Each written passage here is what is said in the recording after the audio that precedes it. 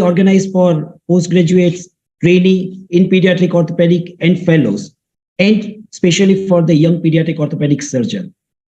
A lot of people are interested in this session. The reason is because DDH is really challenging. The management of DDH sometimes appears very simple, but the complications which we develop out of the treatment or the management are something which we really don't understand, and we are always looking for the solution for that. We all know that the DDH should be treated before the age of 6 months or even earlier. However, for that, we need to find out, or we need to diagnose the case before that age. India, along with the Indian Academy of Pediatrics, Pediatric Orthopedic Society, has formulated hip screening guidelines. However, to put that into practice, particularly in a far distant places of India, it's a big challenge. Unfortunately, large number of cases are diagnosed after the child starts walking. And because of that, many of them, they need open reduction with femoral shortening, or sometimes with or without acetabular osteotomy. This is really difficult. It's not the surgery which is difficult, but as I said, the complications which are arising out of the treatment, they are really make us to think about the DDH surgery twice. We are very lucky and very fortunate to have Professor Stuart Weinstein with us to share his views on the management of DDH. Professor Weinstein stands on the shoulder of giants, the two giants, the Professor Steinler and Professor Ignacio Ponseti. These are the people who started analyzing the results of their treatment, and they made some changes in the treatment so that the results improve. And Professor Weinstein continued the same tradition set by the legends. The article which was published in 2018 in Clinical Orthopedic and Related Research, in that article, they narrated how the University Hospital of Iowa, the Pediatric Orthopedic Department, has adopted a scientific approach in the management of DDH. And I recommend that everyone should read that article, because that gives us the idea about the evolution of the treatment. The three other articles, one on the natural history of DDH, and the other two are the instructions course lecture which was published in JBJS, should also be read by everyone who has a keen interest in the management of DDH.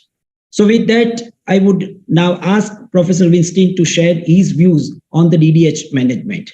We will have 40 to 50 minutes of lecture and followed by few questions for 20 to 30 minutes. Once again, I would like to apologize for a delay. Due to some technical issues, we were not able to start the program well in time. So without wasting any time, now I request Professor Weinstein to take a lead. Over to you, sir. Thank you. Well, sorry. Once again, thanks so much for having me today, and welcome everybody. I hope someday to maybe visit with you all in person. But today I'll talk about basically fundamentals of DDH and the evidence base that you can use to approach the management of the condition.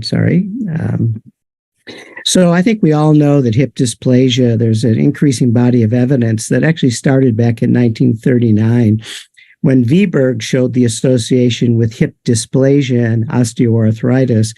And even William Harris, famous arthroplasty surgeon, showed that in his primary total hip replacements in women, many of them had hip dysplasia. And there's much literature, particularly in the arthritis literature, showing the association of hip dysplasia with osteoarthritis. So it's an important topic for all orthopedic surgeons. And those of us in the pediatric area, when we see a child like the two x-rays on the left with DDH, we know that the outcomes could be one of three. Yes, we could have a normal hip. We can have a hip that is dysplastic but has subluxation with disruption of Shetton's line. We can have a hip that's dysplastic, Shetton's line's intact, but anatomically dysplastic. And we'll talk about each of these as the time progresses. But then there's this whole area of children who are discovered to have dysplasia in the absence of childhood DDH. And the question which I'll come back to over and over again. Are these two related, or are these actually separate conditions? Because I'm sure in India you have a whole blossoming specialty of adolescent hip preservation surgery, and this question actually becomes quite important. So we're going to talk about the evidence base for treatment, and I have no conflicts of interest with any industry, only research grants, etc. So we're going to talk about normal growth and development of the hip joint, which is essential to understand, the pathoanatomy of DDH, understand what the natural history of hip subluxation is, dysplasia, why we need to treat those and can never accept them. And then I'll share with you the management principles that take you basically up to the closure of the triradiate cartilage. So we'll start with hip growth, normal growth and development. So the hip joint, like all joints, comes from the same primitive mesenchymal cells. And about the 6th intrauterine life, a cleft develops, defining the future femoral head and acetabulum. And by the 11th intrauterine week in life, the hip joint is fully formed. At birth, this is what the acetabulum looks like. This is what's called the acetabular cartilage complex. The outer 2/3 is what the femoral head articulates with, and the medial 1/3, the pink area here, is filled with the fibrofatty tissue of the so-called pulvinar, which covers a portion of the triradiate cartilage, which you can see outlined in red on the right-hand cartoon. Now, remember that the triradiate cartilage is the common physeal plate for the 3 pelvic bones. And then the horseshoe of the child's acetabulum is closed by the transverse acetabular ligament. If you take a cross-section of an infant's acetabulum, you can see a section of the triradiate cartilage here, and each limb of the triradiate cartilage has a growth plate on either side facing toward the bone, in this case, the ilium and the ischium. And it's interstitial growth within the triradiate cartilage which causes the acetabulum to expand. This has been nicely shown, the differential growth rates of the triradiate cartilage, by the Oxford group, which is the slide on the lower right. But the interstitial growth in the triradiate cartilage gives the socket its diameter. But the concave shape of the hip joint is determined by one thing, and that's the presence of a spherical femoral head. If you do an experiment and put a cube in a puppy's acetabulum or a rat, the acetabulum will become cube shape. If you put an oval, it'll become oval shape. So the acetabulum shape is stimulated by the shape of the femoral head. And in these two untreated hip dysplasia patients, they have no concave shape. They have a normal diameter of the acetabulum, but because the femoral head was never located, they have no concave shape. Now, for the acetabulum to continue to grow, you need new cells generated by appositional growth under the perichondrium, by the groove of Ranvier, and you need continued interstitial growth within the acetabular cartilage itself. Please note the labrum, the fibrocartilaginous edge of the acetabulum, and the small amount of fibrofatty tissue, the pulvinar, which occupies the medial aspect of the acetabulum. Now, acetabular shape is also critically dependent on normal growth and development of the 3 pelvic bones. This is a child who ingested phosphorized cod liver oil, and you can see how the upper end of the ilium is growing about 2.5 times faster than the distal end. And note the triradiate portion of the ilium is growing a little faster than the acetabular portion. You can also see the growth of the upper end of the femur, which we'll talk about subsequently. But you need this delicate balance for normal acetabular growth to continue. Now, an important factor for all of us in pediatric orthopedics is that the adult shape of the acetabulum is determined by age 8. After age 8, the shape does not change. The acetabulum cannot accommodate. And the only thing that happens is the acetabulum gets deeper, but the shape doesn't change. And this is really important if you get a child like the one on the left who got the growth disturbance from DDH treatment. The acetabulum, in this case, can accommodate to the shape. The young patient with Perthes disease, similarly in the upper slide, can accommodate to the altered shape of the femoral head. The older Perthes patient down below it cannot accommodate because the acetabulum already has its adult shape. And in slip capital femoral epiphysis, again, the acetabulum cannot change to accommodate to any deformity of the femoral head. So this is important in all hip disorders. Now, after age 8, the acetabulum gets deeper by the development of what's called secondary ossification centers. And there's one for the ilium, one for the ischium, and one for the pubis. I've highlighted the one in the ilium here, the acetabular epiphysis, and you can see how that increases the depth of the acetabulum. And on the right is an EOS film of one of my scoliosis patients, so you can see how it develops. And if it doesn't develop, every single of the parameters that we look at in the adolescent population for hip dysplasia is affected. So these growth centers are critical to the radiographic appearance, and particularly if any of you are working in the adolescent hip, quote, preservation space, these are important. So if these don't develop, you're going to have radiographic dysplasia. Now, turning to the femoral side, in the upper right is the infant proximal femur at birth, where you have a single chondroepiphysis. As the child ages, you get a separate growth plate that's responsible for about 18 to 20% of the length of the leg, and a growth plate along the neck. And then the slide at the right, lower right, is near the time when a child would be, let's say, in the slip capital femoral epiphysis age range. These growth plates are extremely vulnerable to the effects of treatment in the patients we treat for DDH. So if we have an injury to the growth plate proximally, you can see you're profoundly influencing the length of the leg, and the growth plate medially, you can see along the neck, will profoundly influence the width of the femoral neck. And if you look at the upper right, these are so-called O'Brien's lines, which are the same as the Salter-Harris growth arrest lines. And we often see these after treatment, and they indicative of the growth pattern. So the upper right is a DDH post-treatment, and it gives you an idea that the growth plates are not damaged, they're growing. The middle radiograph is again shows good growth after treatment, and the lower right picture is one of my patients who got a growth arrest. Note the tethering from the growth and the tilting of the head into valgus. So these growth plates are vulnerable to the effects of treatment. This is what we'd like to see at maturity. We'd like to see a beautifully developed teardrop. We'd like to see Shetland line intact. We want a down-sloping surceal, and we want a beautiful Gothic arch, which is the stress lines above the hip, the weight-bearing stress lines. That's our gold standard.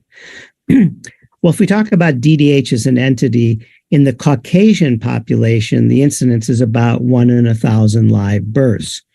We know that there's genetic factors. We know that there's other factors. For example, studies of African neonates have shown the acetabulum to be extremely deep, and hence dislocations or DDH in African children is quite rare and not uncommon. We know there's intrauterine factors, and we know that in societies where extrauterine factors applied, in sometimes what we call native populations where babies are put in swaddling boards, the incidence of DDH is 10 times higher because you're taking children with hip flexion contractures, hyperextending them, and causing unstable hips to get dysplasia. Now, our pediatricians, and if you teach pediatricians, you need to make them aware of these factors, that DDH is more common in firstborn, in low amounts of amniotic, the states where there's low amounts of amniotic fluid, breech presentations, and the association of other crowding deformities like metatarsus adductus, calcaneal valgus, etc. These are what our pediatric and primary care colleagues need to be aware of. So this is your typical high-risk patient, breech, female, positive family history, some type of lower limb deformity. Like you can see this little tyke has metatarsus on the left, calcaneal valgus on the right.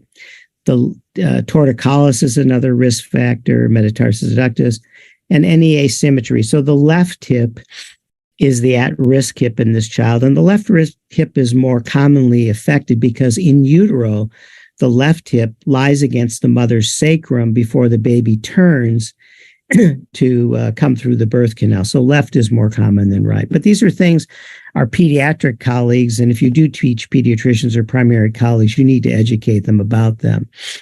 Now, in a normal baby's hip, you cannot dislocate the hip. Even if you cut the joint capsule, it's like a suction cup, very, very tight.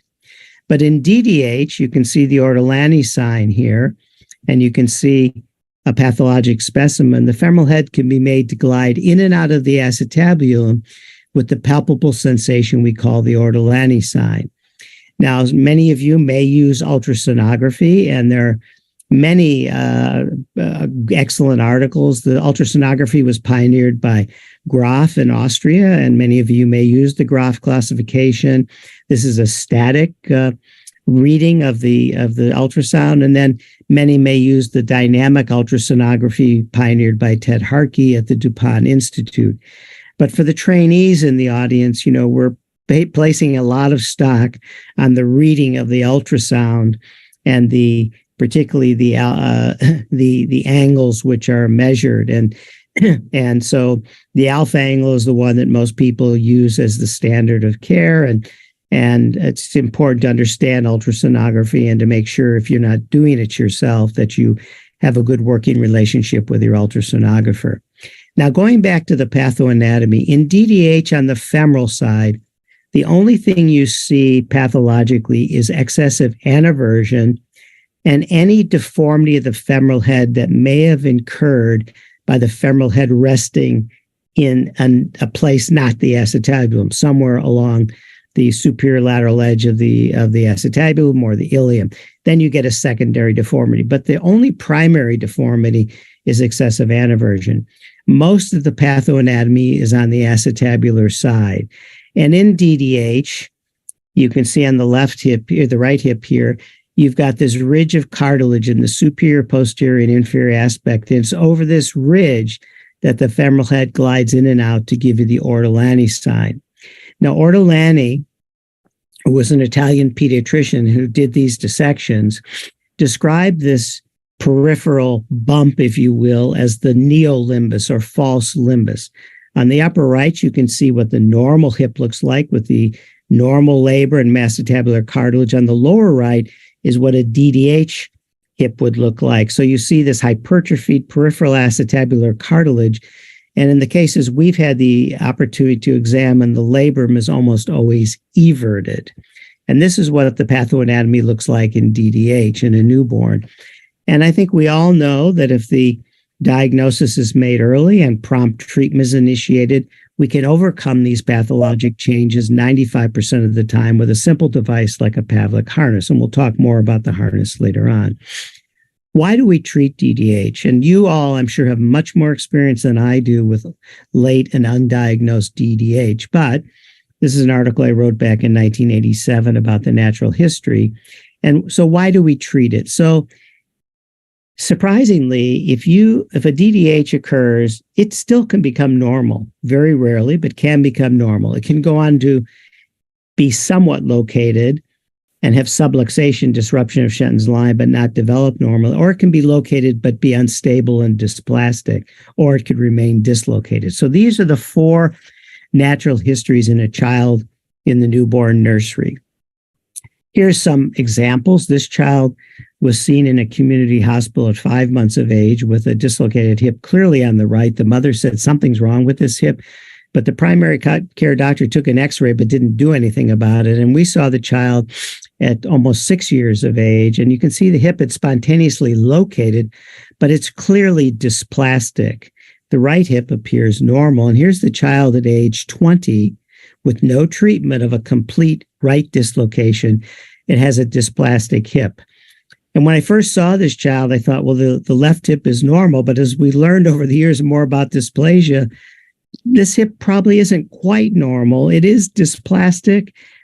The coccygeal is now downsloping. So it does meet some of the radiographic parameters. So I just show you this example to question the fact, are the dysplasias we see de novo in adolescence related to DDH, or are they a separate entity? And again, I'll come back to this later. Here's another natural history scenario, a bilateral DDH. The parents refused treatment and the child came back 2 years later, and note that the right hip has spontaneously relocated. So these are just some anecdotal examples. So what happens, and you see, I'm sure, many of these cases, untreated bilateral dislocations? Well, I think the natural history, so you can inform your families, is that if the natural history depends on if it's unilateral or bilateral, and if the femoral head articulates with the ilium or it does not articulate. So the patient on the left has bilateral dislocation. She came in with back pain. She has no hip pain because there is no joint. The femoral head articulates merely with the muscles and the capsule and the buttock. The patient on the right has disabling hip joint pain because the femoral head articulates with the ilium. The patient has significant limb length inequality, valgus knee, secondary scoliosis. So not only hip pain, but knee pain, a short leg, and scoliosis. So this is the natural history of unilateral and bilateral hip dislocations. And I think this is important, particularly for you all in India, because you probably see many of these patients at 5, 6, 7, 8, 9 years of age, and you have to decide, do I treat them or do I leave them alone? Now, what's the natural history of DDH that goes on without treatment to subluxation or dysplasia? And I would tell you the hip on the patient's left hip, which is subluxated, the natural history is crystal clear. 100% of these patients will go on to osteoarthritis. I would argue that the right hip in this patient, Shetton's line is intact, but is anatomically dysplastic. Osteoarthritis is likely, but I don't know the number of people in the population who have a dysplastic hip and how many of those will go on to osteoarthritis. So I think there's some evidence, particularly in women, that primary hip dysplasia will cause osteoarthritis. But until we know the number in the population at large, we can't really say specifically. Now, all of us in DDH, when we make the diagnosis, want a normal hip outcome. So I would say that every DDH should be treated because we want as many hips as possible to be in the normal category as opposed to the subluxation or dysplasia. And the only way that's really possible is by early diagnosis and prompt treatment. Now, what about treatment? What are our indications and rationale? Well, I think when we start talking about treatment, our primary goal is to put the femoral head in the acetabulum and maintain that reduction for the reasons we talked about. The acetabulum needs the femoral head to develop properly. And we want this environment to be maintained, so we don't want instability. And how do we do that? Well, in at least in the United States, the primary device that's used is the Pavlik harness. You may use that. You may use an Ilfeld splint. There may be other devices that people use, but I would say the Pavlik is probably the most widely used device around the world. And the Pavlik harness needs to be applied appropriately, and I do them myself. Now I have a nurse practitioner who I've worked with for 11 or 12 years, and she's very good at applying it, but I do not leave this to delegate it to an inexperienced person. And I see the baby every 7 to 10 days because they grow quite fast, and we follow them. The standard of care is by ultrasonography. If you can do it yourself, great. If not, you need to work with a radiologist very closely so you have a very good relationship. So you follow the children every 7 to 10 days, and we usually do it by ultrasonography. The success, often do you use the Pavlik harness? I use the harness for 6 weeks beyond stability. So I apply it as soon after birth as possible. I examine the child every 7 to 10 days. Once the hip is stable, I leave it on for 6 weeks, and then I take it off. And I would say my own success rate is probably 95 to 98% successful in newborns. As the child ages and starts to approach 6 months of age, I think all of us would have decreasing success, but still significant success the earlier the diagnosis is made. The Pavlik harness is not a benign device, and hence I think you need to supervise it or certainly understand, how it is applied so that your children have the best result. You need to not put it on if the femoral head is not located, because I think you can do more damage to the peripheral acetabular tissue, so-called Pavlik harness disease, if you're trying to force it in and it doesn't go in. If hyperflexion can cause a femoral nerve paralysis, you can get brachial plexus palsies, you can get skin breakdown, et cetera. So it's not a benign device. Seems quite simple, but attention to detail is quite critical. In the US, this has become very popular. It's called baby wearing.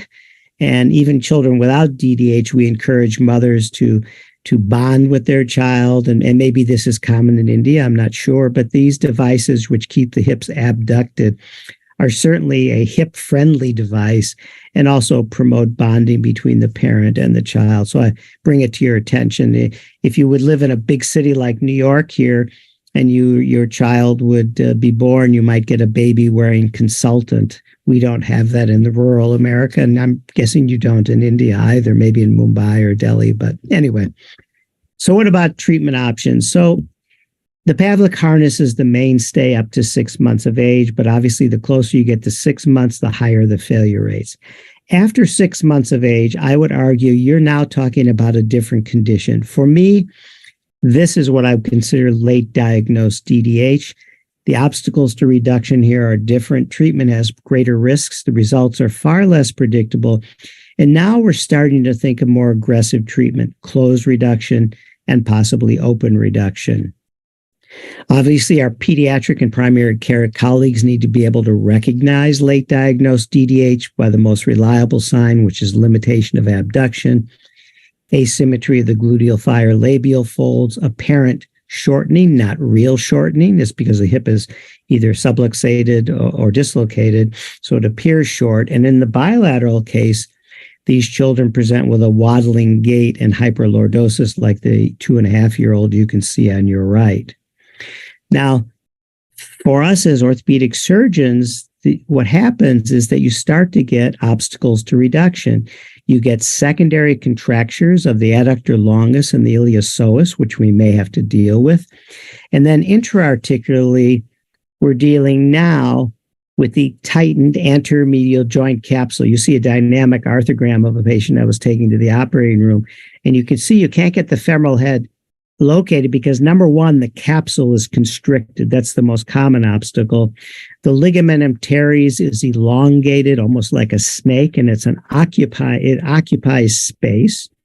The transverse ligament, which we talked about earlier, hypertrophies, and that also impedes your reduction. And then you can see the peripheral acetabular tissue, the so-called neolimbus, which the femoral head is beating up here as we try and reduce it. This is never an obstacle to reduction, and you need to leave it alone, and I'll talk more about that in just a second. So this neolimbus, and we've talked about the pathoanatomy of it, and you can again see the dynamic arthrogram, how it's being traumatized just in my attempt to reduction. This is never an obstacle to reduction, and it's really important. It's really important in acetabular development after closed or open treatment. So if we look at a normal infant's hip, and we've already talked about the gold standard of what we like to see, what if you have a child like this on your right who has a DDH? How does acetabular development differ? And I'll emphasize the importance of this neolimbus. And it doesn't matter whether you're doing this open or closed. So how do we know if the hip joint, after a closed or open reduction, even if you're adding a femoral or acetabular procedure, how do we know if it's progressing toward normal? And the only way we know that is by information which comes from our long-term follow-up of patients treated by closed and open reduction who had no secondary procedures, and we looked at acetabular development. So we looked at normal just a moment ago. Now we have a DDH. How do we know if it's going to become normal or not? So here again is our friend, the neolimbus, and above you can see the normal acetabulum, and here's what we see in DDH. Well, if you biopsy the triradiate cartilage and you also biopsy the peripheral acetabular tissue like the neolimbus, they both, and histochemically stain them, they both should look like the slide on the lower left. But in all of our DDH specimens, they look like the slide on the lower right. You can see that the cartilage in this area is disorganized. It varies in size, shape, and arrangement and does not look normal. And it's probably secondary to this trauma of the late diagnosis and the femoral head, just in the normal movement of a child, beating up this peripheral acetabular tissue. Well, the importance of this is after we've done an open or closed reduction, you need to start looking for what's called accessory centers of ossification, as you can see in the upper right picture. This is ossification in that irregular cartilage that you see after open or closed reduction. And the importance of that is you rarely ever see these in normal children, and rarely before 11 years of age, but you will see them in up to 2/3 of your children with DDH. So I'm looking for these on all the follow-up x-rays after closed or open treatment.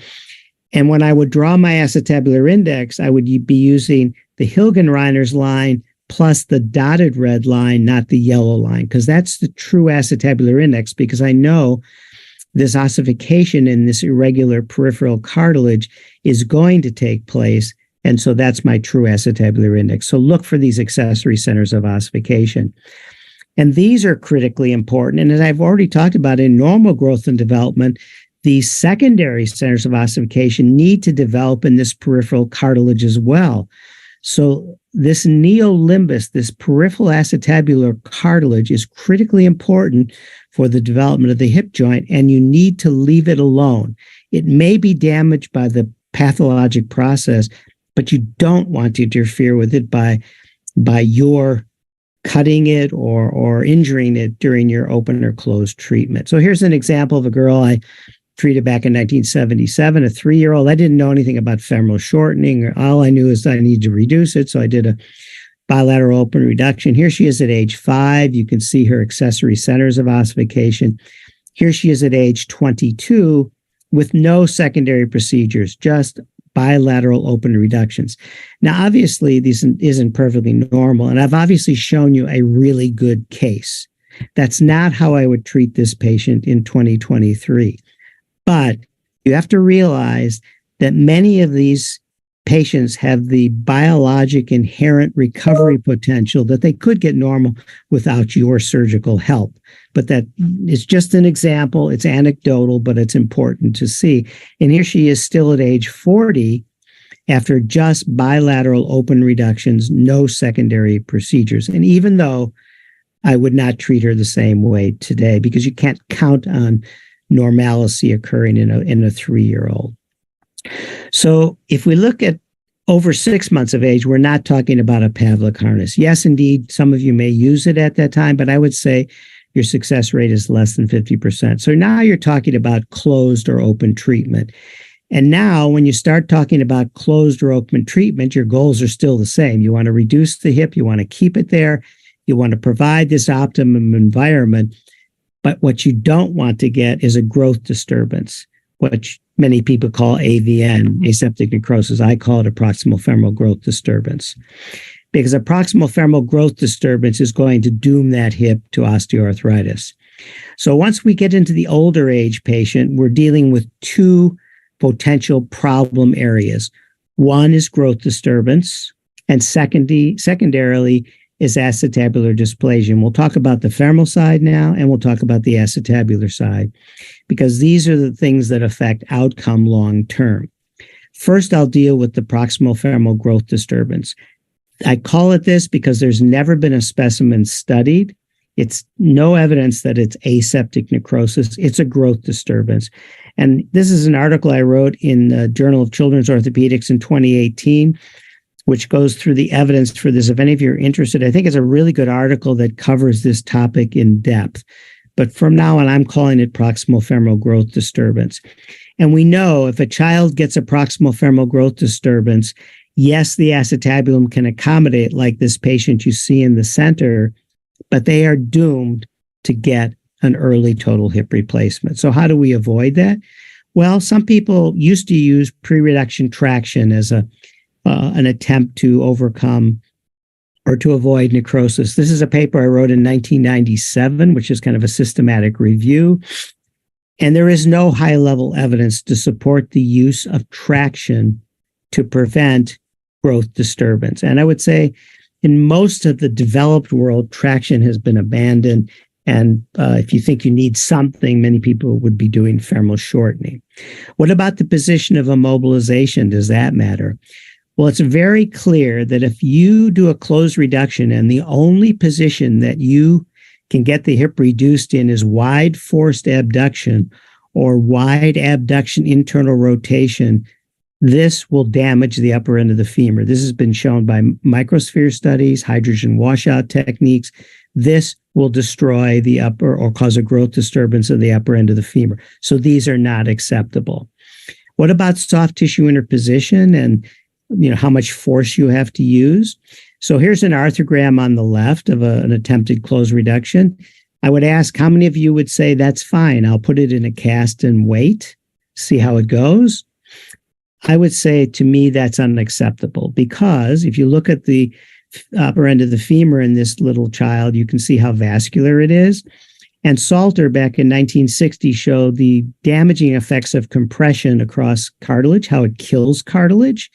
And Professor Trueta at Oxford and previously in Barcelona showed the same thing around the same time. So I would never accept this as a closed reduction because to me, this is going to compress those cartilage canals and damage the upper end of the femur. So the only reduction for a closed reduction I would accept is a perfect anatomic reduction as documented by arthrogram, as you can see here. And I would cast the child in the human position to avoid those unacceptable positions. Now, most of the children you'll see under a year of age can be managed by closed treatment and won't need open reduction. Not all, but most, just statistically. A closed reduction is always done in the operating room. I always accompany it with an adductor tenotomy. I do my adductor tenotomy open. You may do it percutaneously. There's nothing wrong with that. And I also release the psoas at the lesser trochanter. And then you need to document that your reduction is anatomic. You can do it by an arthrogram in the operating room. You can do it by a CT scan or MRI post-casting. I have never lost a reduction from the operating room. So I do my CT or MRI post-op in the recovery room. And it's really critically important in closed reduction that you do an excellent mold to keep the hip located. And you can see me molding the plaster here in this particular child. You need to document reduction either by CT or preferably MRI since there's no radiation. And in my experience, this is how I've avoided proximal femoral growth disturbance. I never accept anything but an anatomic reduction. I release the adductor, I release the psoas. I never use one of these extreme positions, and I only accept an anatomic reduction. And even if I do get a growth disturbance, which indeed I do, I still aggressively start to treat the acetabular side. We use a cast on this is a bilateral case. We use a cast down to the ankles for 6 weeks, cut it above the knee at 6 weeks, and then I use a fixed abduction brace. There's no science behind this. This is tradition. Dr. Ponsetti did it. Dr. Steinler did it. I continue to do it, and it seems to be effective. My indications for open reduction are failure of closed reduction. I would never accept a non-anatomic closed reduction or having a hip that's only reduced in these extreme positions. The most common approach for anterior open reduction is the Smith-Peterson approach, but an approach I developed in the late 70s is an anteromedial approach, and I use these in all children under 18 months of age. This is the typical anterior approach through a bikini incision, and this is the approach we described in 1979 through an anteromedial approach, and this is the view you get. And the lower right is the reduced hip. These are Sen retractors. This is like a 1-inch incision, so it's quite small, but this is the approach I tend to use. I think you need to use whatever you feel most comfortable doing. And my postoperative open reduction course is exactly the same as closed reduction, the cast for 6 weeks below the knees, 6 weeks above the knees, and then a brace for as long as the patient will tolerate it at night and nap time. Here's a 8-month-old female, and I wanted to show you this is interesting because here's her intraoperative x-ray you can see on the right. It looks pretty good, doesn't it? Well, you can't just use x-rays, and the only position that seemed good was wide forced abduction. So here's her arthrogram compared to the x-ray, and you can see the hip is nowhere near reduced. It's completely still dislocated, But if you just use X-ray, you can be fooled to think that you have a good reduction. So you do need to use arthrography or ultrasonography or some intraoperative technique to know that you have a reduction. So here's that patient, and here's what I'd like to see in the postoperative CT scan or MRI, perfect reduction. So what about acetabular dysplasia? I would tell you and submit to you that in DDH cases, residual acetabular dysplasia always leads to osteoarthritis. So now the question becomes, when do you need to add something on the acetabular or femoral side? For me, it's a question of, yes, I can do all these things, but I only like to do what's necessary. So can I give you some evidence to support what I do? And so I'll give you first the evidence of, this is a group of 152 cases, which I followed over 40 years, only treated by these are treated by closed reduction, no secondary procedures. This is what we would consider a bad result: dysplasia on the patient's right hip, or subluxation on the left. These are unacceptable because we know they lead to osteoarthritis. If you look at the follow-up of these patients, and the yellow bar is subluxation, disrupted Shenton's line, as you follow the patients longer, the hips subluxate. And this continues over their whole 40-year follow-up. And this is a typical patient. Here's the patient 3 years after reduction, age 17, age 44. You notice they're starting to get degenerative changes. And at age 54, the hip has gone on to subluxation and degenerative joint disease. So dysplasia post-DDH treatment can never be accepted. So why do these hips get osteoarthritis? Well, this is every one of the hips I've ever operated on for a secondary procedure, Pemberton, Salter, PAO, is always fully covered. This is a biologic failure. And these hips, the cartilage cannot tolerate being unossified. It cannot stand the demands of weight bearing. And here's a patient who operated on 3 times, and here's her arthrogram at age 32. And she's had 3 operations, and you can see her hip joint's fully covered, but the peripheral tissue is not ossified, and it goes on to osteoarthritis. And I'll quickly go through this, but we postulated that it's very similar to ginoverum and ginu-valgum. It's increased contact stress over time. And what these fancy graphs basically show, and let me just skip ahead to this, and there's the arthrogram above. If this peripheral cartilage does not develop and does not ossify, the hip joint cannot withstand the standard activities of life over time, and the cartilage will fail, and the hip will go on to osteoarthritis. And there's that same patient on your lower left. But then for those of you in the adolescent hip, quote, preservation world, the patient on the right is a dysplasia patient who does not have a history of DDH. Is their natural history the same? Is that hip going to fail? And I would argue we don't really know at the present time. And I'll also submit to you, if we intervene, like on the lower left slide, and do a Salter or a Pemberton, or on the second slide, a PAO at this time, are we going to get a better result? And we're going to get 51 years of life in our patients, because we don't know, because we've done a mechanical solution, if we're going to affect the biology and prevent degenerative joint disease. So how do I make decisions about secondary procedures? Can I give you some evidence?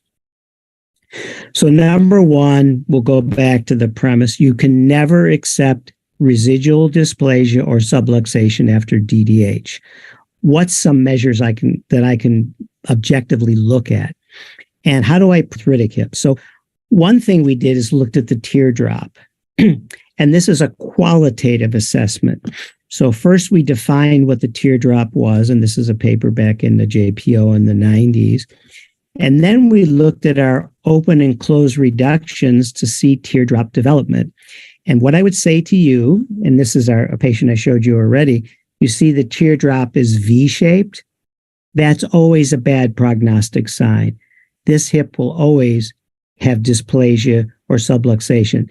So I'm looking to see, am I progressing toward the normal teardrop after closed or open reduction, like the upper left radiograph, or am I having a teardrop that's V or U shape, which to me is a very bad prognostic sign. We then tried to do some quantitative modeling. We followed open and closed reductions, just open or closed reduction, no secondary procedures, to see how they turned out. And this is our data from this JBJS paper. And what I would tell you is that 85% of the cases treated by open or closed reduction, no secondary procedure, who were treated under a year of age had a good outcome. When you get to 18 months of age, where many of you would be taught to do a Salter osteotomy, we still actually had 70% good outcomes. So I would argue 18 months of age for me is kind of a crossroads. Do I do a secondary procedure or not? Because 70% of our patients still had a good outcome if they were under 18 months of age. When you get to 2 years of age, it's 50-50. And when you get to 3 years of age, there's only a 30% chance that the hip will become normal after closed or open reduction alone. This slide, all it shows is that the first 2 years after closed or open reduction are the critical times. If the hip is not normalized in the first 2 years, if the acetabulum is not normal, the teardrop progressing toward normal, or the acetabular index not normalized, for me, that's the threshold to intervene. So again, just to give you what I do in children under a year of age, I never do anything but a closed or open reduction. At the peripheral acetabulum, most of these are openly treated. If I see a real spongy neolimbus, I leave it alone, just do the reduction and follow the patient. If that peripheral acetabular tissue was flattened like a linoleum floor and has no sponginess to it, I'm very pessimistic, so I might do a secondary procedure. But if I just do an open reduction, I'll follow the patient for at least 2 years, look for teardrop development, look for acetabular index. If it hasn't normalized, I will do my secondary procedure. Over 2 years of age, I always do open reduction accompanied by a pelvic procedure, but there's good evidence to say that anteversion will correct. So I don't necessarily do a femoral osteotomy unless I feel, and this is a subjective feel, that I need to do a shortening to lessen the pressure on the acetabular cartilage. This is totally subjective. So if I think the reduction is difficult, I'll do a shortening and correct the version. But I don't correct version in and of itself in a 2-year-old. But when I get to 3 years of age, then I'm always doing the total procedure, femoral shortening, correction of the version, and pelvic procedure. Which procedure do you do? I think it's dealer's choice. The Salter is probably the most popular around the world. This is a Salter case, which I did, which is, most of you use, I'm sure, around the world. I prefer the Pemberton. I learned how to do this from Dr. Sherman Coleman in the 80s, and I find it preferable because I don't have to take any pins out, and I like it, but I don't have any bias. And I have prepared a video for those of you who don't do a Pemberton. It's on the American Academy of Orthopedic Surgeons website. It's a video of how I actually do a Pemberton. I don't use the Degas. For me, the Degas is an operation which I use for neuromuscular disorders, neuromuscular, capacious, big acetabulum where it's unstable. And so I use those in myelomeningocele, cerebral palsies, or neuromuscular disorders. And over 3 years of age, I always do open reduction, femoral shortening, and acetabular procedure.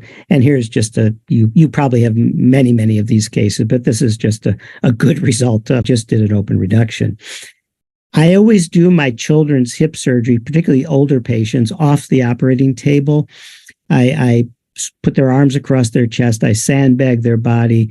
I use a towel underneath to elevate because they're usually so small and I don't like to fight the operating table. And I prep and drape both legs free because I always like to look at the other leg. I want to know where the pelvis is. It just keeps my orientation good. This is the evidence-based approach. And as was mentioned in the beginning, everything I've talked about today is summarized with references in this article from Clinical Orthopaedics in 2018. And this is based on over 100 years of research on DDH, starting with Professor Steinler in 1913. So my goal of treatment of the DDH patient in the upper center is to have an outcome like as close as possible to the lower left and not to the lower right. My take-home messages as we conclude is dysplasia. I think dysplasia in DDH is different from dysplasia that you might see in an adolescent hip clinic. And I think it's a different entity. Many people link them together. People use the same evidence that I've just talked about in DDH to advocate for aggressive treatment. But I think this is one article by Mike Millis and the Boston group showing that adolescent hip dysplasia in the absence of a history of DDH is a different condition. It's equally common in males and females. It's usually bilaterally. These are not breech presentations. Most of them are vertex. So I think the answer to this question is unknown. Maybe some of you will contribute to that information as life goes on. But a lot of what I read, since I do delve into the adolescent hip world, people use our information from DDH to justify all the treatments that are aggressively done in adolescent dysplasia. I'm not sure that that's quite valid, but I think it's an area of research to keep your eye on. So again, we want as normal a hip as possible after treatment. And for the residents and trainees, I will give you the cookbook or test answers. Under 6 months of age, the Pavlik harness is used until the ultrasound values are normal. Over 6 months of age, the Pavlik harness has a greater than 50% failure rate. So closed reduction is usually your first line of treatment, followed by casting, bracing until the acetabular index is normal. For me, the only acceptable closed reduction, as I told you, is anatomic. Over 12 months of age, closed reduction success decreases and continues to decrease success as the child ages and you're beginning to think about open reduction. Over age 18 months of age, I think the standard test answer is open reduction and innominate osteotomy of some type. And over 2 years of age, I think the test answer would be open reduction, innominate osteotomy, and femoral shortening. But I think as your experience in this area becomes greater, you'll modify.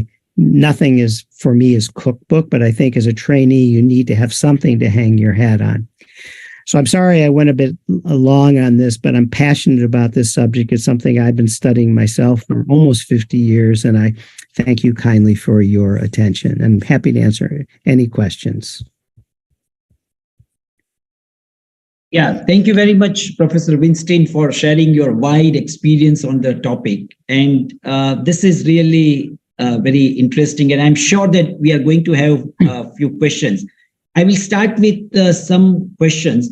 The first question is about the open reduction procedure. In open reduction, you did not give much emphasis to the capsular repair. So what are your views on capsular repair?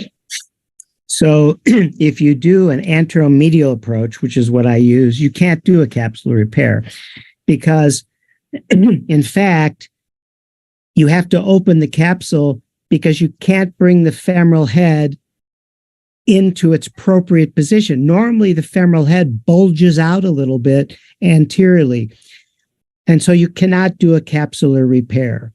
And so you're relying on the healing in the cast to close the capsule. And obviously, if I do an anterior open reduction, you're opening the capsule so much, you have to do a capsular repair. So anterior procedures, I always do a capsular repair. These are generally, for me, older patients, which have this pouch. But the younger patients, I've never done a capsular repair. I don't suture the ligamentum flavum, as some people have talked about. And I've never had a hip re-dislocate because I pay I don't delegate things. I do it myself and I do it with the trainee. And so I apply a really well molded cast. So I've never lost a reduction. And for me, the length of time we have in the cast allows a scar to develop that works fine. So basically, if we are doing a bilateral DDH, in that case, do you combine both sides together or you do one by one? So I always try and do both hips together. So the anteromedial approach is quite easy to do together because they're not very long procedures. The bilateral anterior open reduction is a much larger dissection. And as long as the patient is doing well, I will do it. But again, I think your attention to the first hip can never be, you can't just leave it alone. Someone needs to just make sure it's maintained and you can get the cast on. But I try and do all hips together at one stage if I can, assuming anesthesia is okay with it. And so that's my usual philosophy on everything, to do it all at once. Yeah, but which is very common in India is we see a child at 2-3 years of age. And in that case, when you are combining the open reduction with acetabular procedure or the femoral shortening, in that case, naturally, we have to do in a stage manner, one side first and the other. Or even in that case, also you go for both sides together. To be perfectly honest, I don't have that many. You probably have much more experience than I do. But in the cases I do have, I always try and do both together as long as the patient is doing well. And if you're talking about all of that procedure, as long as the blood loss is satisfactory and there's no danger to the child, I'd rather do everything under one anesthetic, and if I can. So I that's my philosophy. Yeah, we have Professor Benjamin Joseph with us. So let's have his views about doing a bilateral procedure in a 2-year-old child. I tend to do one at a time, but that's the way I do it. I do one at a time.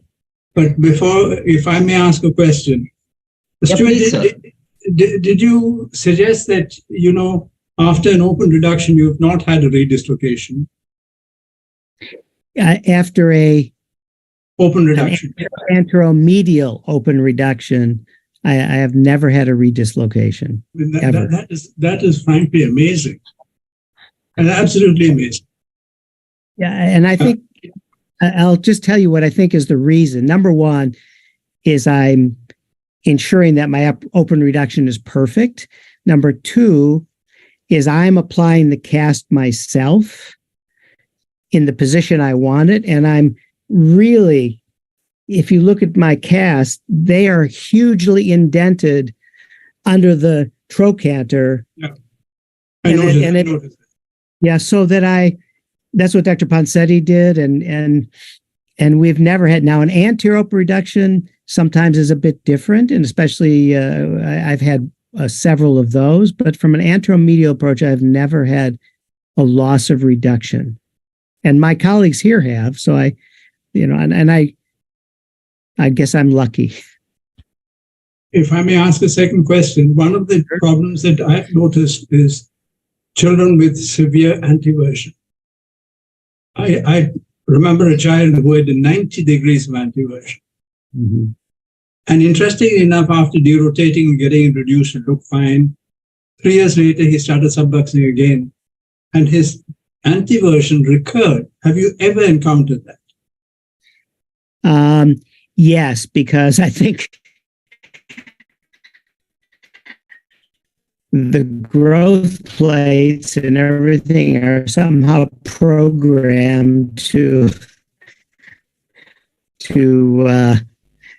you're talking about. But yes, I do think that is absolutely possible because there are so many factors responsible for how growth plates respond, once we've done our osteotomy. So I think that you all, I am sure, have much more experience with these terribly late diagnosed cases than I do, because we're generally seeing patients, under 3 years of age. We get an occasional, over 5 or 10, but, you have much more experience with those complex cases. And again, for the trainees, when you're dealing with these over 2, 3, 4-year-old children, the complication rates are much higher, and the need to do other things or to redo something are much greater. When you're talking about the younger population under 2, I think you you have much better success and less problems with re-dislocations or other problems. So the world you deal with in reality is a much more difficult world and not so simple as my lecture Thank you. would Thank imply. you very much. Thank you. Yeah, to both of you, I would like to ask a question, like particularly when you are operating a child who is around 4 years of age. Any point, like, have you feel that the reduction is not stable and you need to fix it with K wires? In any case, have you need to do this? I would say that when you're talking about a 4-year-old, let's say, for example, the acetabular dysplasia can be so severe that even if you've done a wonderful innominate osteotomy of whatever type you do, it's still a very deficient acetabulum, and the risk of a subluxation or some bad problem occur. And I do think there's nothing wrong with putting a K-wire in to hold it for a very short time, because these patients are oftentimes very unstable. So yes, I think that's absolutely acceptable. Okay, and in that case, like, how do you fix the K wire? You put it intra-articular, or you tends to be from greater trochanter to supraacetabular area? I actually put it right up the neck into the head and across the acetabulum into a good bony portion, just one pin, just to hold it enough so I can get it 6 weeks. I remove it, and healing of the capsule repair, some opportunity to heal. Otherwise, you're going to be dealing with this perpetual. These acetabula are so deficient. You're always behind the 8 ball. You're always, maybe you have to do another acetabulopresty, a shelf, something else, just to keep the hip in some kind of socket. Yeah, Professor Joseph, like, what do you like? Have you come across such situation and have you fixed it with the K wires? Yes, we have, but not frequently.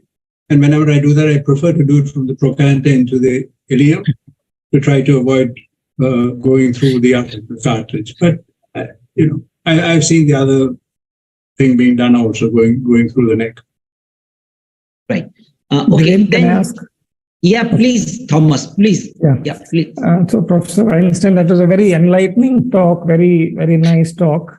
I have one question about your closed reduction. So you said in your closed reduction, you do an adductor tenotomy and a psoas release.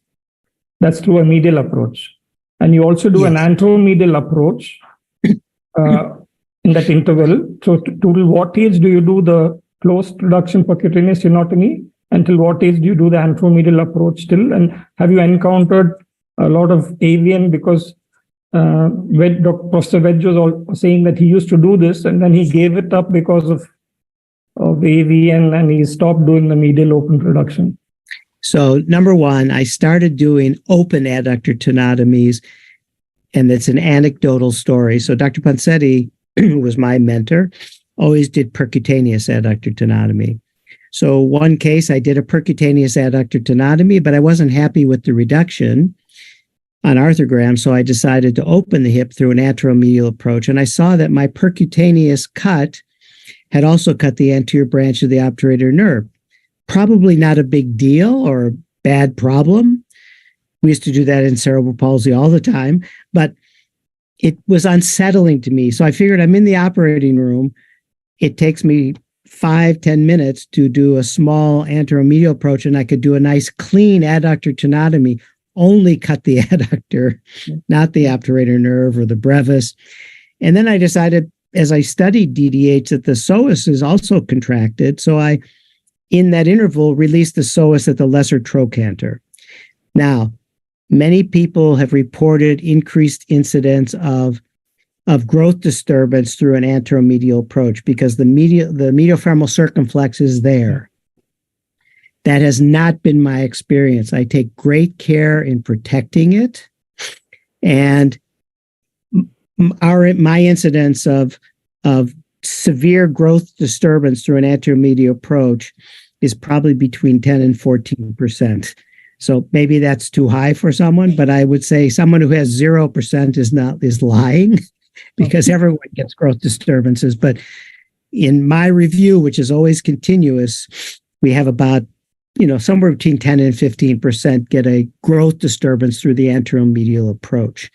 Now, I think to emphasize a point too is that the older the patient is, and the longer the hip and where it sits on the periphery of the acetabulum or the ilium, that femoral head can be distorted in and of itself just from the pressure of the dislocation.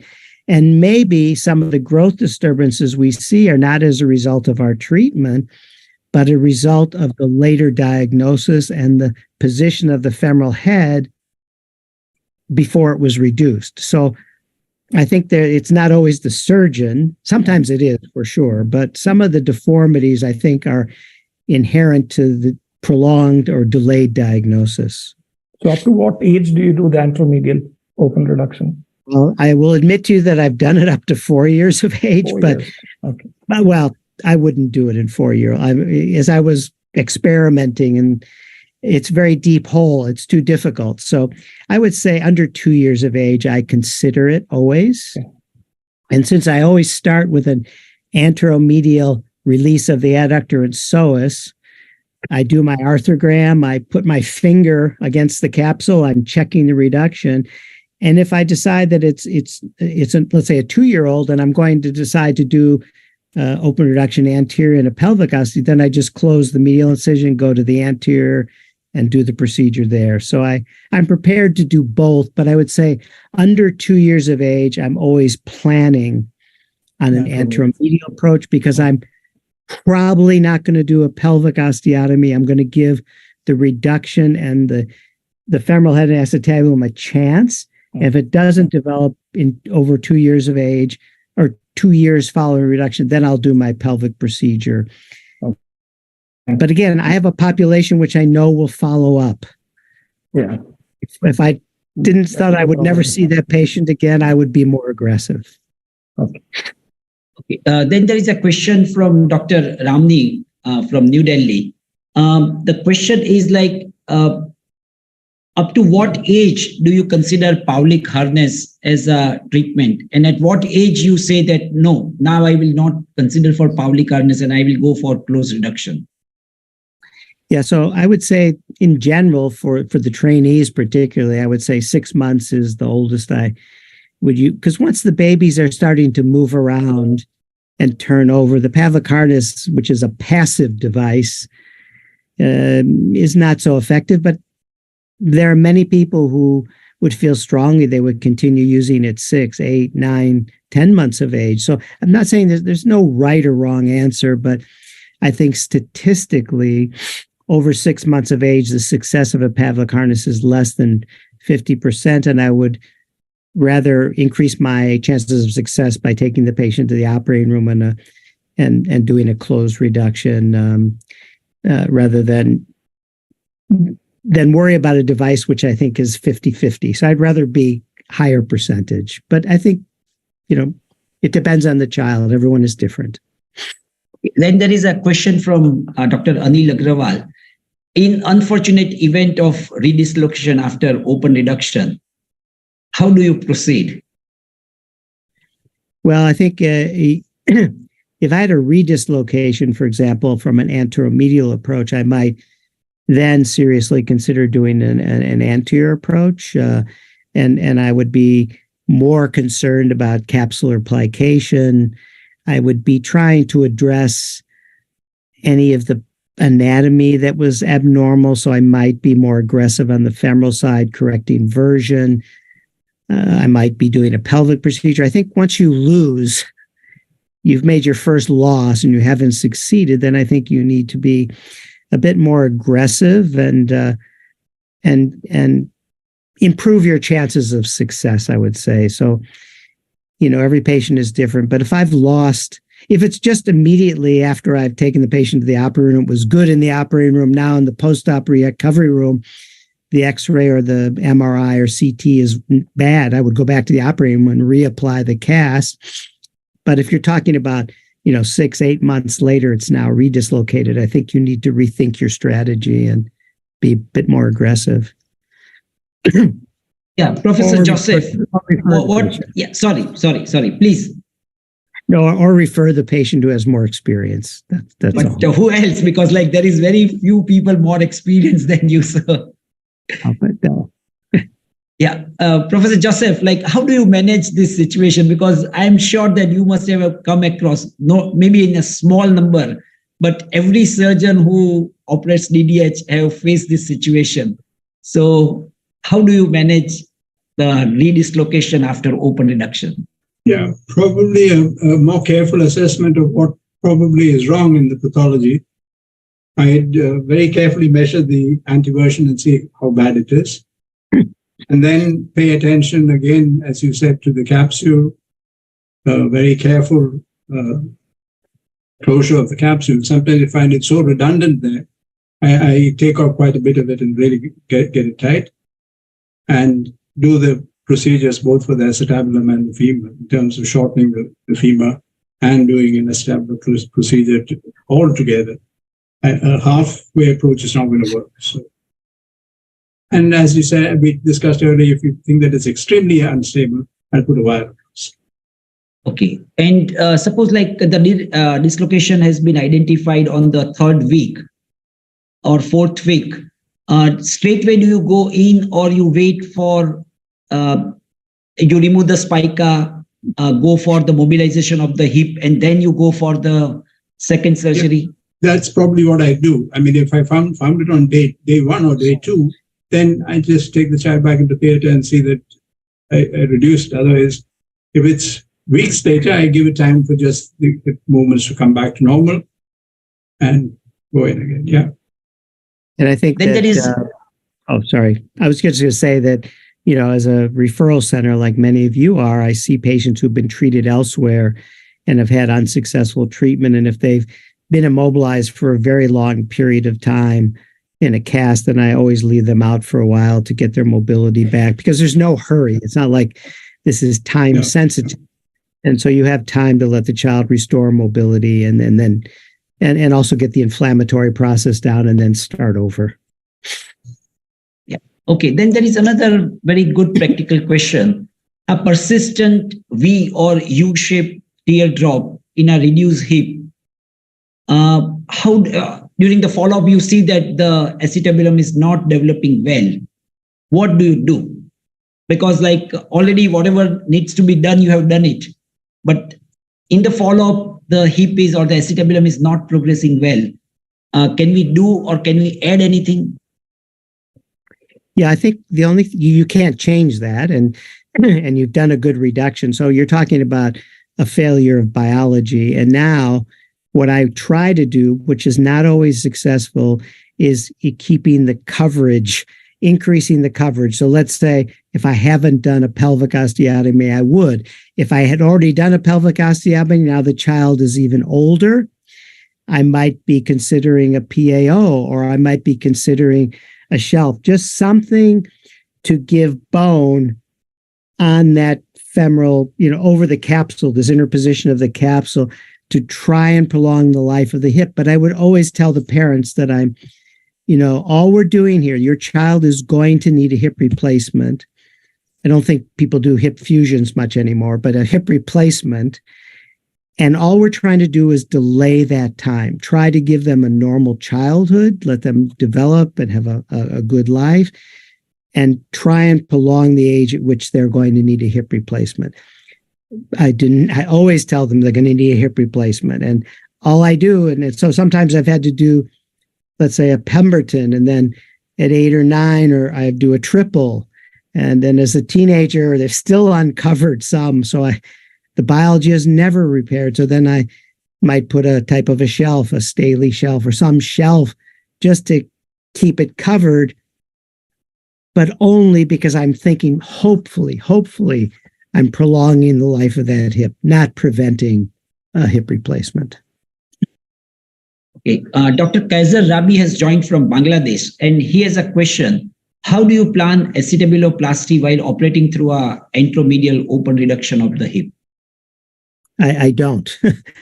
Okay, if I'm going to do an acetabular procedure, I'm always doing an anterior approach. So I never, if I'm doing an anteromedial approach for reduction, that's all I'm doing is the open reduction. I'm not, in that patient, I'm decided that I'm going to do the reduction and wait for 2 years, 3 years, see how the acetabulum develops, and then secondarily do a pelvic procedure. But if I'm going to do a pelvic procedure or femoral procedure, I'm always doing a typical anterior approach. Then there is a question from Dr. Ramni, and he has very categorically asked, like, your chapter in Lowell and Winter on DDH in 1997, which he read during his fellowship, did not mention iliopsoas release along with adductor tenotomy during close reduction. When did you incorporate that in your algorithm? I probably incorporated in 1999, and the Lovell and Winter has been revised 3 times since then. So in the newest version, which is 2020, and all the subsequent versions, I talk about that. But I think when you write a textbook chapter, you try and be deferential to everyone because, I have an opinion, but it's just my opinion. Professor Joseph and everyone here has an opinion based on experience. And I feel in a textbook, it should be general and apply to everyone, but I don't like to be too strong in my own opinions in a textbook. I like to cover the waterfront, but in the article, I'm very specific about how I do it. Okay, then we have Maged Hammer from Middle East, and his question is, how do you measure anteversion in a different age group? Do you use some special investigation, or during open reduction, you look at the hip and then you try to measure it? Well, I think you can do it scientifically. You can do it through CT scanning. You can do it through your clinical examination, get a guesstimate of anteversion. And to be honest with you, in the operating room, and maybe I'm wrong in this, but I always estimate. So that's why I always put the other leg free so I can compare rotation, and I match it to, if the other side is normal, I match it to the other side as much as my eyeballs can determine it. But I think our adult colleagues are certainly much more precise in their osteotomies, their corrective procedures. And I must admit, I do a lot of it just by my eyeballing. So, yeah, Professor Joseph, how do you measure anteversion in this case? Intraoperatively, just range of motion, internal and external, and see how much it is. And exactly as Stuart said, if you can have the access to the normal hip, that helps you to do it. Okay. Then there is a question from Dr. Kapil. He says, could you elaborate on your criteria for non-anatomic reduction when you are doing close reduction and arthrogram? You emphasize that point a lot, but can you elaborate more on what is non-anatomic? So for me, first, so I'm always doing my closed reduction with an open adductor tenotomy, and I usually do a psoas release, and I have my finger in the right on the capsule, and I do my arthrogram, and I do my reduction, and I check the stability with the arthrogram. But I don't want, and again, this is all subjective. What I like to see is that the dye, the edge of the acetabulum is much better. It covers the femoral head, and that there's maybe just a thin pool of dye between the femoral head and the medial wall of the acetabulum. But I think you can be quite fooled, even by arthrogram, if the head could be a little posterior and not, sorry, I can't do it by video, or I'm not very good at it. You want that femoral head to be bulging out a little bit. That's where it sits normally. And So on the arthrogram, I don't want to see much interposition of dye. Like you read articles, someone says 4 millimeters. I think that's, in my opinion, ridiculous because you can push hard on the hip and thin the dye down.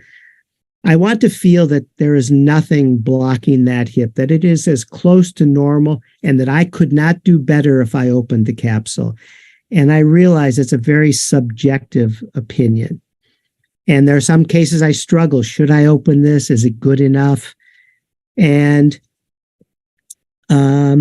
so I don't have a black and white answer, but I want to see what appears to be as close to a normal arthrogram as possible, or one that I don't think I could make better even if I opened the capsule. And also that I feel the femoral head is forward. It's not sitting back here. I don't want to use the femoral head to push open the capsule because I think that causes a growth disturbance for the reasons I mentioned. So I'm sorry it's not black and white, but it's quite subjective. Okay, then there is a question from Dr. Hitesh. How do you manage growth arrest, particularly type 2 growth arrest? So there are some articles talking about, growth modulation and things like that, but I must admit I haven't done any of those. So the type 2 growth arrest where the femoral head goes into valgus, I would say is one I don't worry too much about because it occurs usually 7 to 12 years after the reduction. So the hip has been well located for, let's say, 7 years, 8 years. So the acetabulum has had a good chance to develop. So if it starts to tilt out into valgus like this, those I think actually do quite well long term. It's the more severe growth arrests that lead to early arthritis. So I have not, Ian Turode, I think, who's now deceased in Australia, wrote about some growth modulation by, putting a screw across the growth plate to try and modulate that. But I have no experience modulating the type 2 growth arrest. And the other growth arrest, there's nothing you can do about it. It happens and you need to accommodate and treat the acetabular dysplasia very aggressively. Yeah, Professor Weinstein, our scheduled time is over, but if you can spare 5 or 10 minutes, because there are a lot of questions. So will it be possible for you to continue the session? Yes, yeah. I'm happy to do. Yeah, thank you. There is question, again, very common for Indian population. When the case presents late, because of the pressure, the head has become a flattened. So when we try to put that flattened femoral head in the acetabulum, it's difficult. So what can be done for such cases? So let me go back. I'm going to address that question, but I'll say something I didn't talk about, but it really, I think, is germane to your population because you may see many bilateral late diagnosed dislocations. So in US, I would say for us, for someone over 5 years of age with high bilateral dislocations, we probably leave them alone because the issue is they walk with a waddling gait. And maybe that's not acceptable in the Indian population. I don't know. But if I had a high bilateral dislocation, I would just leave them out in over 5, 6 years of age. But in unilateral dislocations, we would treat them all because it's such an unsightly gait. And we know that even an 11-year-old, I would put a 11-year-old back in the socket to make a total hip replacement easier. And maybe, so that's something I didn't mention, but I think in your population, it's maybe helpful. I don't know. So now when you get to these older patients where the femoral head is totally distorted, there's nothing you can do about that. And I think what you want to do is try and get as best a fit.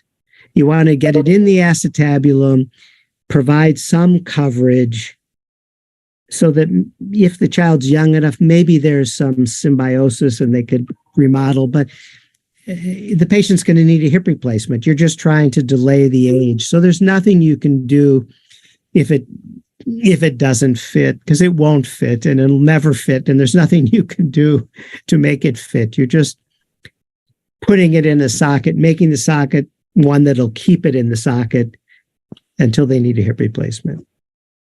Okay. Then there is a question from Dr. Jonathan Reddy. Do you use anteromedial approach for teratogenic dislocation? No doubt it's outside the scope of this lecture, but I would say I have done it, but I wouldn't recommend it. I think if you have a teratologic dislocation, which is about 2% of all children, very high, you need to do an anterior approach. But those type of hips have a very poor prognosis anyway. But the anteromedial approach, yes, I have done it, but I would not recommend it. And I even today, I wouldn't do it myself. Okay. Then there is a question which was in relation with the previous question. A persistent V-shaped teardrop after reduction of a dislocation, but with a continuous sentence line and with acetabular index of 24 degree. What do you do after 1 year follow-up when the child's age is 2 years? So a disrupted Shenton's line in a 2-year-old doesn't bother me too much because the Shenton's line has to be intact. All of us on this call should have an intact Shenton's line unless we have hip dysplasia. But in a 2-year-old, because of anteversion, it may not be intact, so I don't worry too much about it. But if I have a 6 or 7-year-old, it should be intact. I mean, it always should be intact. So I think if I have a V-shaped teardrop or a U-shaped teardrop and it's not getting more toward normal, I just tell the parents I'm just worried about the hip, and I just am very aggressive on the acetabular side to correct the acetabular dysplasia or make it better.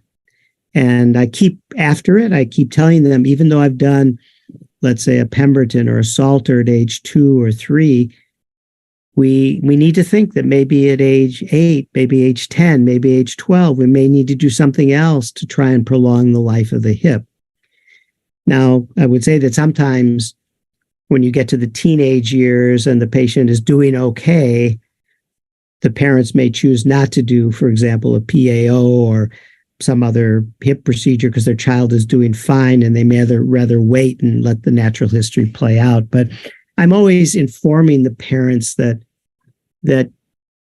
we always have to follow the child and try and make the anatomy as normal as possible to try and delay the need for a hip replacement. So if I have a V-shaped teardrop, I'm a bit pessimistic 2 years, 3 years after reduction, and I would be very aggressive on the acetabular side and correct any dysplasia there. Okay. Dr. Sunil Vijay Singh has joined us from Sri Lanka, and his question is, what do you do to hypertrophied ligamentum teres when you go from a medial approach? Well, I do nothing. I leave all of that cartilage alone because it's maybe damaged just by the femoral head or femoral neck pressing on it over time, but I leave that tissue alone. The only thing on an anteromedial approach that I'm doing is I'm doing a capsular incision, which goes anterior along the anterior wall. I may have to do a T incision, just like you would do for an anterior approach. And I take out the ligamentum teres. I cut the transverse ligament. I remove all of the fibroid fatty tissue from the pulvinar, but I do not do anything to the peripheral. I leave that peripheral acetabular tissue alone because I don't want to add further injury to it beyond what's already been injured. Then the last question, because there are a few questions, but still I would like to end the session, not prolonging it too much. The last question is how long you follow up your patient? Because some of the patients were 40 years follow-up. So is it for the study you were following them that much long, or every patient are followed that long? No, I follow all my patients, the DDH patients, to maturity. Even my Pavlik harness patients, I follow to maturity. And once they reach maturity, if their x-rays are normal, then I discharge them. But patients who have residual dysplasia, I do follow them like every 3 to 5 years because I want to know how they're doing. And I think if you don't follow your patients and your follow-up is very short term, you feel very good about yourself. I've done a great job. I'm wonderful. But I would say if you follow your patients like I have for a lifetime, I feel pretty bad. I think, yes, I did a nice operation, but I didn't stop the disease. I didn't prevent them from needing a hip replacement. So I follow them. And once they reach maturity, I try and go every 3 to 5 years to have them come back to see me and to also so they have a place that they can talk to somebody who's knowledgeable. I feel we've had a relationship, a close relationship. And if they do need something, I want to make sure that they see somebody who can do a good job for them. So I don't do much in the adolescent hip world anymore.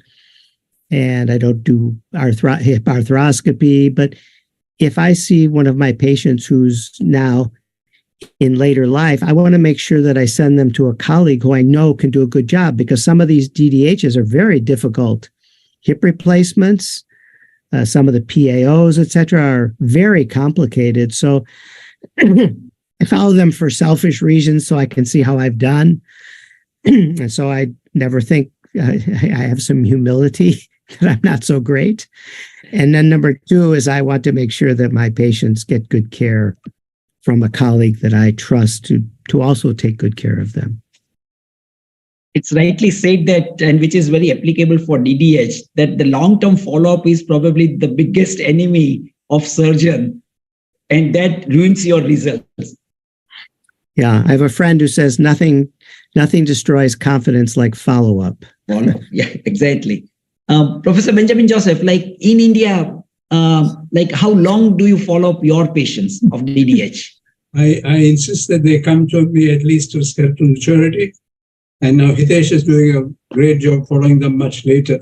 So yes, I would entirely agree with Stuart. If we have the wherewithal to do a follow-up till adulthood, that's exactly what I'd like to do. But I tell my patients at the outset that with the parents, you must please come till skeletal maturity. Okay. So thank you very much, Professor Weinstein and Professor Joseph, for sharing your vast experience with us. And I am sure that this lecture is going to be a very popular lecture on YouTube because like the presence of so many pediatric orthopedic surgeons, experienced pediatric orthopedic surgeons from Middle East, Bangladesh, Sri Lanka, that itself speaks about the value of this lecture. So once again, my gratitude from bottom of my heart.